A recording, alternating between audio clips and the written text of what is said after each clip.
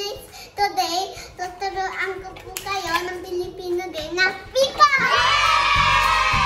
Mga bagay na kailangan sa mga larong Piko. Una, kailangan nyo munang mag-drawing.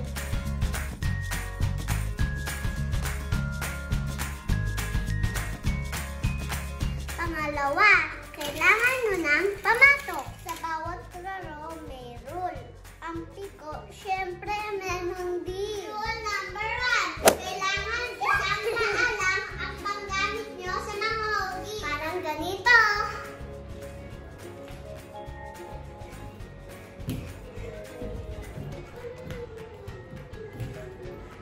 Rule number 2, bawal umapak sa guhit. Rule number 3, kung nasan ang pamato, bawal nyo itong apakan.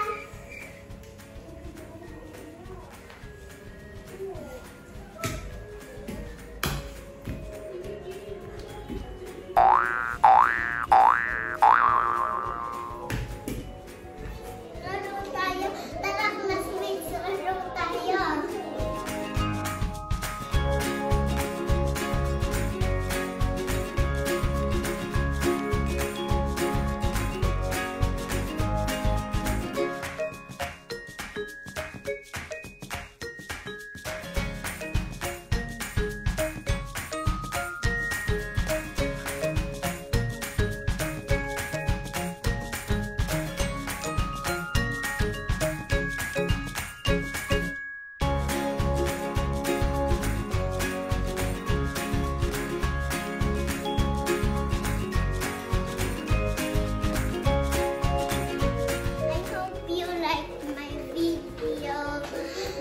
Pag may gusto pa kayong ibang laro, i-comment nyo lang.